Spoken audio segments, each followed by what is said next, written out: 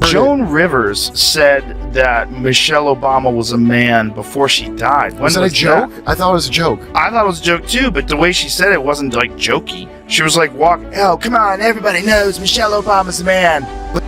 Michelle Obama surprised fans on her new podcast by saying her pet peeve about her husband is that he's chronically late.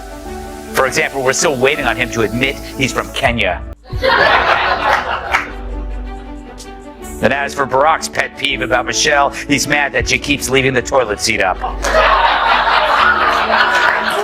When she cleans it.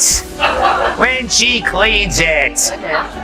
The real story isn't whether Michelle Obama is off limits. It's how Joe Rogan and Greg Gutfeld completely wrecked her image without even trying. One day she's the nation's favorite book club icon. The next, she's ducking Rogan's blunt shots and Gutfeld's brutal punchlines, like it's some political dodgeball match in the West Wing. They didn't just question her reputation, they shredded it and wrapped it in pure satire. So, what bombshells did they drop that made Michelle vanish from the spotlight? Let's just say, it's messier than the outrage over her school lunch reforms. Joe Rogan is calling out Oprah and Michelle Obama for hypocritical speeches at the DNC Watch. She's up there talking about income inequality. Like, hey, lady. Yeah, I know. You're rich as Like, how is that equal? And also, when Michelle Obama was saying, I think she was saying her mother or grandmother was always suspicious of people who took more than they needed. Yes. Like, you are worth so much money. Take more than they need. The Obamas have 4 mansions. I mean, it's a bunch of rich people talking about rich. ChatGPT said, Michelle Obama once set out to convince a whole generation that limp spinach and mushy quinoa counted as a food revolution. A bold new era of lunches ruled by soggy kale and questionable lentils. That wasn't nutrition, it was an assault on flavor. Yet there she was, marching out with her salad tongs like she was leading a D-Day charge, only her weapon of choice was chickpeas. President dies, everyone in the world shows up, and she doesn't break her vacation? It's not like she doesn't have access to a jet. Something is going on. Let's speculate. Yes, please. It's either surgery. Oh. That was my least controversial thing. Depends what kind of surgery. She will not sit close to the dictator. And by that I don't mean Hillary, I mean Donald Trump. Or there's trouble in paradise between Barack and Michelle. I've heard things, I'm not going to substantiate that by repeating these rumors on national TV like I just did. But I'm just saying it's very odd that she's not there. Yeah, we should ask Mike. ChatGPT said, enter Joe Rogan and Greg Gutfeld, the unexpected combo no one asked for, yet the only ones bold enough to voice what most are quietly mumbling between sips of their green smoothies. Michelle Obama's whole image, it's like a blend of Pinterest quotes, performative yoga, and a never-ending TED Talk trying to pass itself off as a historic legacy. First woman We already president. have it with Obama, so let's just calm down. Got it. You know Michelle is a I'm sorry, she's a what? transgender. We all know. Oh my gosh. It's pretty funny how she said it. Okay, we all... Let's clear something up. This isn't some hit piece on a former first lady. It's about calling out the sanctimonious overkill of someone who managed to turn drink more water into both a moral crusade and a personality. You'd think. She discovered H2O herself. Meanwhile, the rest of us were just trying to stop our kids from swapping celery sticks for something edible on the school lunch black market. Michelle Obama has openly admitted that she and Barack sleep in separate bedrooms. Here's how it works. She sleeps downstairs, and he likes men. Greg Gutfeld was never one to skip a political feast, and he could barely contain his laughter over the delicious irony of Michelle's health crusade, especially when her own White House dinners looked like Whole Foods had a meltdown on fine China. Sure, it was organic. Edible? That's another story. You can only glam up beet hummus so much before someone considers it a culinary emergency. Good to see everybody having a good time. The country's almost back to normal before World War III. COVID was just so strange. We lost a lot of people during COVID, and most of them are still alive. Yeah! Before COVID, I would have told you that vaccines are the most important invention in human history. After COVID, I'm like, I don't think we went to the moon. I think Michelle Obama's got a dick. I think Pizzagate is real. I think there's direct Then there's Joe Rogan, the guy who built an empire by fearlessly taking swings at society's sacred cows. So naturally, Michelle Obama's polished persona made her the poster child of polished progressivism. Here's a woman flexing like she's gearing up for a Marvel role while preaching the dangers of enjoying life. In her world, grabbing a slice of pizza feels like committing a crime. Rogan couldn't resist asking, how many calories are in that level of self-righteousness? And don't even try to ignore those Netflix deals. Actually, let's dive right in. Nothing says relatable quite like cashing in multi-million-dollar production contracts with the grace of a wrecking ball made of $100 bills. Her documentary, it plays more like a love letter to her own ego, complete with slow-mo crowd shots as if she's Moses parting a sea of commoners. Greg Gutfeld, the sharp-tongued jester of late night, had no problem shredding her soft focus image. Every time she steps on stage, it feels less about the message and more about the mood lighting. Her speeches drip with feel-good fluff, like a Tony Robbins session parked outside a Whole Foods. Inspiring? Maybe. Practical? Only if you plan to fix your life using monogram journals and a Fitbit. Michelle thinks American men suck. Let me warn you, your rage does not exist in a vacuum. If we don't get this election right, your wife, your daughter, your mother, we as women will become collateral damage to your rage. To make these choices clear to the men that we love, our lives are worth more than their anger and disappointment. What's that pitter-patter sound I'm hearing in the background? It's the footsteps of Barack running to vote for Trump. And we haven't even gotten to the infamous when they go low, we go high line, arguably the most passive-aggressive catchphrase in political history. Translation, we're morally superior, and here's a bumper sticker to remind you. Michelle didn't just lean into that vibe, she practically trademarked it, slapped it on a hardcover book, and is now selling the audiobook in 5 different languages. Meanwhile, Joe Rogan was on the sidelines lifting his eyebrows like dumbbells, wondering how Michelle managed to leap from First Lady to motivational guru to cultural icon without ever fielding a real question. How did we go from salad initiatives to soul-searching essays about finding your voice? Is there a GPS for that, or do we just follow the trail of luxury candles? Her public persona is so finely tuned, it makes Barbie look like raw documentary footage. The yoga poses, the glow-lit backdrops, the flawlessly timed spontaneous laughter. It's like watching a motivational poster come to life. Somewhere between Live, Laugh, Love and Eat More Kale, there she is, smiling, with the gentle intensity of someone who's silently judging every item in your shopping cart. Someone put on Instagram that Tim Dillon's video where he was saying that Michelle Obama should run for president. If she won, she could pull her cock out and China would just give up.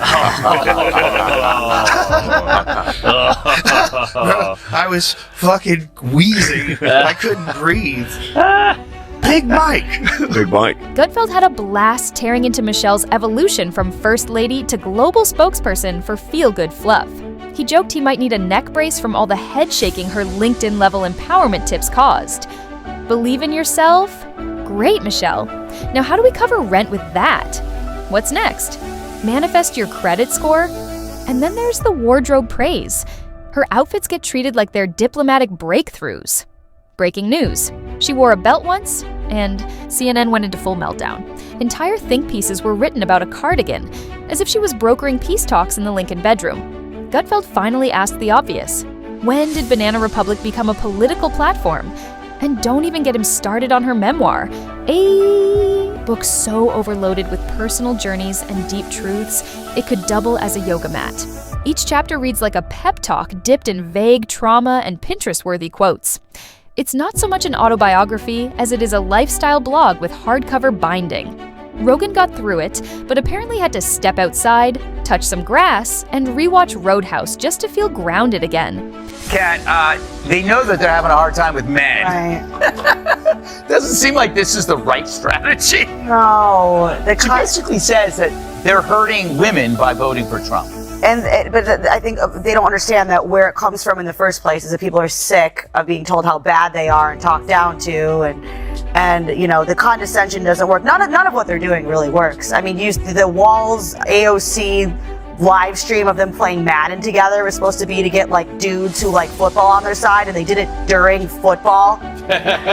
But perhaps Michelle Obama's greatest magic trick is pulling off the underdog act while living in actual mansions. She speaks of the struggle from homes with 6-car garages. It's like Marie Antoinette hosting a TED Talk on minimalism. Gutfeld nailed it. For Michelle, hardship probably means Whole Foods running out of organic quinoa.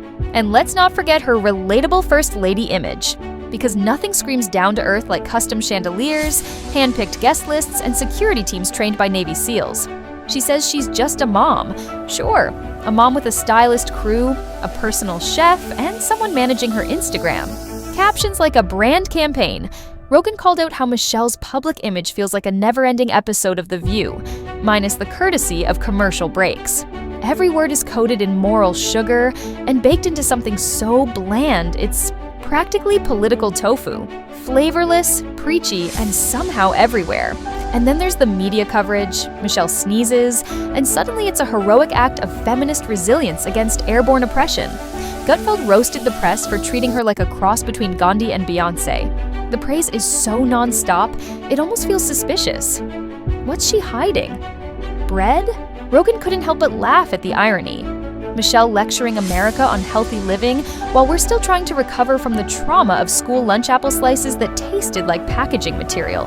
You can't scar a generation with lentil loaf and then rebrand as a cultural savior. That's not leadership. That's culinary gaslighting. Continue to escalate for the Obamas. Hopefully they can settle it like men.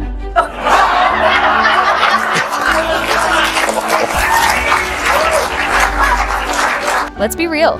Michelle Obama's true talent lies in appearing to say everything while actually saying nothing at all. Her speeches are verbal salads, lots of leafy phrases with just enough croutons of meaning to trick the crowd into thinking they're getting a full meal. Meanwhile, Rogan joked the real nourishment was probably being served backstage by someone named Skylar in a gluten-free apron. Gutfeld, of course, had a field day dismantling the myth of Michelle as some kind of national unifier. She splits opinions harder than the great pineapple on pizza debate, yet we're supposed to believe she's the glue holding America together. Her message isn't unity. It's selective enlightenment. She's like a lighthouse that only shines for those who already think just like her. And don't even get started on the fitness campaign. Michelle managed to turn lunges into a cultural movement, as if not doing squats in front of your TV made you part of the obesity epidemic. Gutfeld quipped that somewhere, a donut cried itself to sleep. Rogan couldn't help but notice how Michelle's vibe is so intensely motivational. It's downright exhausting, like being trapped in a book club you never signed up for. Every word is a lesson, every moment a sermon, even when all you wanted was a cheeseburger and a little peace. Even if they run Michelle. According to a new poll, Michelle Obama isn't as strong a Democratic candidate against former President Donald Trump as many Dems would have you believe. In a hypothetical matchup, my favorite kind. Trump wins with 47% of the vote compared to Michelle Obama's 44%. I guess some of the kids whose school lunches she ruined are finally old enough to vote. Remember that? Even her podcast, because of course she has one, feels like a cozy therapy circle for people who've never heard the word no. Each episode is a warm bath of feel-good advice and polished reflections, where the only real takeaway is that Michelle is somehow always more enlightened than the rest of us. Rogan played a few clips and joked he could physically feel himself aging from the sheer volume of secondhand condescension. Gutfeld couldn't resist poking fun at the upcoming Michelle Obama Library, as if it's being built to honor a mashup of Mother Teresa and Oprah, with better arm definition. The shelves, probably just lined with her own books, neatly stacked, beside affirmation rocks and essential oils. To enter, you might need a detox smoothie and proof that you've cried during a journaling session. Michelle has truly mastered the skill of being everywhere without actually being present.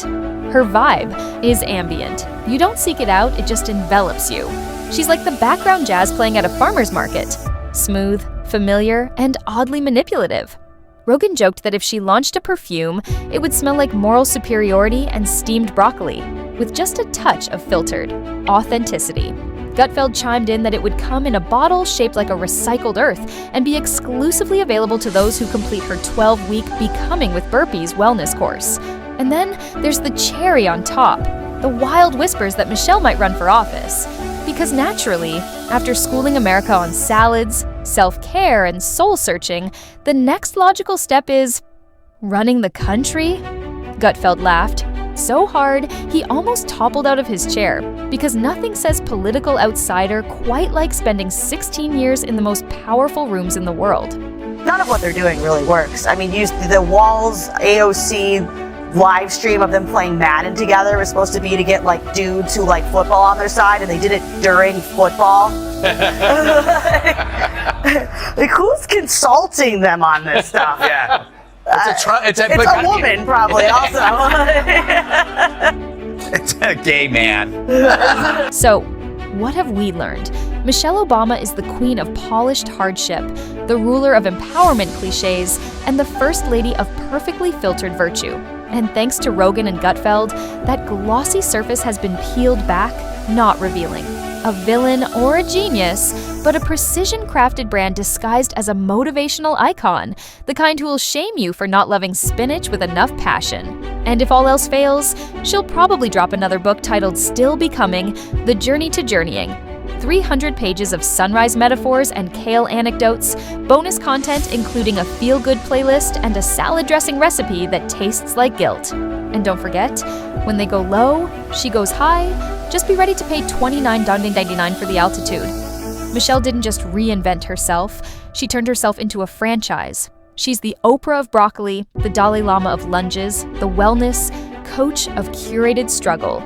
Every public moment is a performance, sculpted as carefully as those biceps the media can't stop obsessing over. But the contradictions are endless. She praises simplicity while dining like a 5-star critic, promotes humility while basking in luxury labels, and talks unity while building a brand out of carefully selected division. Rogan called out how she manages to sound deep while saying almost nothing at all, like attending a TED Talk about mist. Gutfeld wasn't far behind, mocking the echo chamber that follows her around like a puppy on a mission.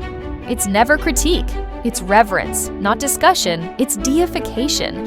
She's built a one-woman empire of sugar-dusted smugness, where every story is neatly packaged, every struggle miraculously relatable, and every photo shoot timed to capture the exact glow of virtue.